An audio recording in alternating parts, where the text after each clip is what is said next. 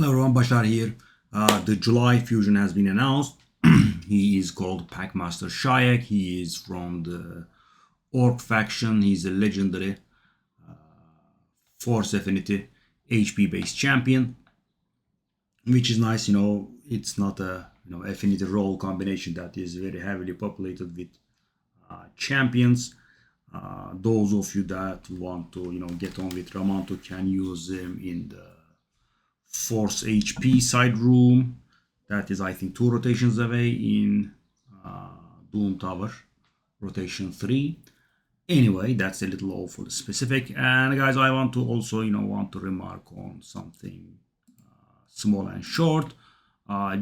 Because we had our, Soul Chase, now the Master of Inefficiency, Plarium, has announced that we will be having a 2x chance on small soul stones for 5 and 6 star souls, and the medium ones will have only double chance on 6 star perfect souls. So it's for the first time it's a little asymmetric. So the small ones have a 5 and 6 star double chance, and the medium ones will have a double chance on the 6 star ones. So this will also coincide with the personal CVC, which is literally back to back again. I am just baffled by this. I mean, they shouldn't be doing this, but they keep doing it. They shouldn't be interfering with the order. When they are literally back to back, 14 days apart. People just can't save up resources for the second personal one, but yeah, they do. So that's it. Anyway, let me move on to the fusion. So an important thing, again, before I start, but this time pertaining to the fusion, they have hinted that, something that teams up with this Dogmaster, Packmaster fella could be coming. So I'm guessing, there will be some sort of guaranteed event or, path event or card flipping event that gives us a dog-like champion that synergizes with this fella. As you can see, all of his abilities synergize with all the dogs, no matter how hellish they are. Anyway, let's move on to the champion. Attacks one enemy, gets booked up to 70% of placing a decreased defense, and then he teams up with all the dogs in the game and does an ally attack, which includes the worst epic in the game, Terror Beast. Then there is Gormas, there's the campaign farmable Hound Spawn, Hellfang, Fellhound, famous campaign farmer, and Stitch Beast. So we have champions from several factions in here. I think Terror Beast is an orc. Hound Spawn is demon, I recall that. Fellhound is also demon. Stitch Beast is undead, I think. So yeah, mostly Gormask and Hellfang. I just want to go. Hellfang is probably demon. Gormask could be orc. But that is the general, extent of factions that these dogs belong to. Yeah, I mean, I do have a Fellhound leveled for campaign, but I have none of the others leveled, and I don't think I'm getting any of them leveled for the purpose of this champion, but we'll see. Second ability removes all debuffs from the champion and heals him by 50%, then puts up a shield that is equal to the surplus heal. So if you are like on 80% HP, you will heal to 100%, and because you are wasting 30% heal, then the shield will be 30% of your HP. And the shield becomes protected if you have a dog on the team. And finally, it places a taunt and a reflect damage on this champion for 2 turns, and those also become protected if you have a dog on the team. Interesting. 3-turn cooldown, 2-turn buff duration, so it's not permanently up. 25% turn meter fill, and puts up block buffs on the enemies for 2 turns. And the debuffs cannot be resisted if you have dogs on the team. Now, first of all, only the A1 is a damager. the A2 and A3 don't hit. And while the A2 does a decent amount, the A3 does very little. Turn meter fill and block buffs. That's it. No.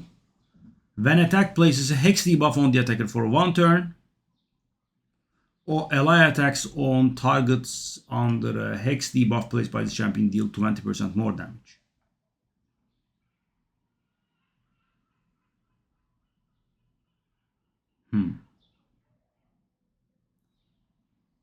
That's interesting. Hex is not bad at all. I mean, this is some Hydra synergy, but the dogs are definitely not fitted for Hydra use. And whenever he is attacked, all the dogs counterattack. I mean, that's a nice combo with the taunt. But guys, who would level those crappy dogs? I mean, they are very bad. Fellhound is good. Yeah. And he has a 19% evergreen speed aura. Yeah, interesting one. So guys, my vote for the fusion is never ever skip, as you know, so I'm not even gonna go into that, right? Because my argument is always the same. You know, it is a legendary, and you know, we don't find these growing on trees. Whenever we have a chance to take one with expanding a little bit of a resource, I think we should go for it. You could get just another, you know, 5 days from now, and he can become a faction guardian. And he has potential, right? Maybe the dog they will add to the game will be good, right? Maybe, you know, there could be some kind of, you know, synergy, because there is a lot of synergy in here, right? Maybe leveling dogs will be good. And you can, for example, if I understand it right, you can have like 5 Fellhounds, 4 Fellhounds on the team. You know, just having one of those on the team is sufficient, right? To trigger all the abilities. So the debuffs become protected, the buffs become protected, the ally attack is there. And guys, this is infinite ally attack, as you can see. You know, it's A1, it's not on cooldown, he can ally attack all the time. You can just spam the A1 if you want. And the hex and the 20% additional damage is also decent. Yeah, we'll have to see that. I don't think we were told what kind of fusion it will be. I'm not very sure if it's a regular fusion, if it's a fragment fusion. You know, the main difference between the fragment fusions and the regular fusions is, you know, you are time limited to finish the fusion. You try to get something extra out of fusing the doing the fusion whenever you can, be it a champion chase, be it a CVC. But the fragment fusion, you can just hold it until the right time, and you can use them whenever you want them the most. And you know, for the ideal situation for legendary summons is the CVC, because it gives you a whopping 30,000 points to summon a new legendary. Sometimes this gets lost on people. You know, if somehow you have the champion, right? It did happen to me. I think I did get Jetney before, you know, I could summon her. So then that point goes down to 10k, right? So the actual system is 10,000 points for a legendary, 20,000 extra if it's a new one, right? That's how it works. And the same goes for mythical, 20,000 points for a mythical champion and 40,000 if it's a new one. So I did also have this. I did get a Mikage before I could fuse her. So she was only worth 20,000 points to me in CVC instead of the, you know, regular 60,000. So that is that. And as I said, guys, this one has a lot of potential, because as I said, they did hint at us not being limited by these crappy champions. We will have something coming, right? That's what I understood from what they said. So imagine, you know, having a nice legendary dog that you can do all this with. And the good thing is, it doesn't say that, you know, you have to have a team of this fella and all the dogs, right? You have to have at least one dog, right? So if you have a good legendary, sorry about that. If you have a good legendary, we can just put him with him, right? The new legendary dog with the Packmaster, and we meet all the conditions. So the A2's buffs will become protected, the A3's debuffs will become protected, the hex will also provide some potential, but of course, you get more out of it when you have a full dog team, because the A1 becomes a full ally attack that is basically spammable. And of course, when it becomes a full ally attack, the passive, we can utilize the passive even better. But yeah, we will have to wait and see. So guys, I'm sure some people would say skip here, but I would say not skip, because, for example, and I'm letting my original argument of, you don't ever skip a fusion go, right? Even if I were to skip fusions, I wouldn't skip this one. Why? Because it has potential, right? So what if the champion they add that synergizes with this fella is good, right? These are time limited events. That's the problem. You can't just let go, and then you like the new dog, and then you cannot say, oh, let me go for Packmaster Shayak now. It is in the past, right? You have missed it. So that's why you go for it, and take out your chances. And you could say, of course, it's a lot of resources. Why not skip?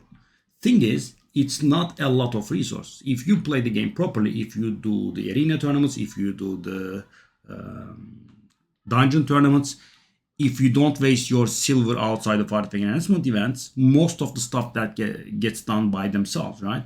And if you don't impulsively open shards, the only things that you will need to invest additionally at would be, the dungeon divers will require sometimes additional energy, and the summon rush will require a few sacred shards to get the champion. But thing is, guys, you are getting a legendary champion, right?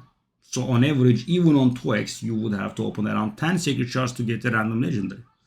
And so therefore, that kind of resource expense for a legendary, I think, is worth it. And so I will see you on stream. Bye bye.